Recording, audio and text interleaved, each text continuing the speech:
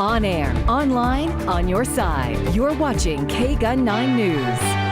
Good morning, I'm Mark Charter. An update today on what DPS calls a shootout in Nogales on Monday. The man who was fatally shot after a chase involving a semi has been identified as 39-year-old Glenn Ray Cockrum. Santa Cruz County Sheriff's officials say he came up to a Border Patrol checkpoint in Nogales. Then they say he drove the big rig into the parking lot of a Walmart where shots were fired. The suspect was pronounced dead at the scene. No other injuries were reported.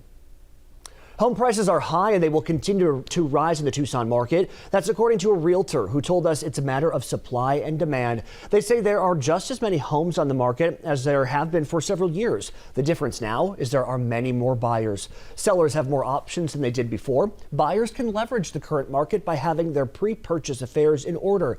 Every day in the Tucson area, about 35 go off the market. Just as many go on every day. Now that sports betting is legal in Arizona, legislative budget analysts predict it will bring millions of dollars into the state. They expect sports betting plus new lottery options should bring the state more than $34 million a year by 2024. The new law will allow Arizonans to wager on sporting events and participate in daily fantasy sports. The Department of Gaming has a goal to begin sometime this fall, just in time for NFL games. Arizonans will be able to bet in person at tribal casinos or off-reservation sports books, in addition to mobile wagering. The Arizona House voted no on a bill that would require voters to include identification with their mail-in ballots.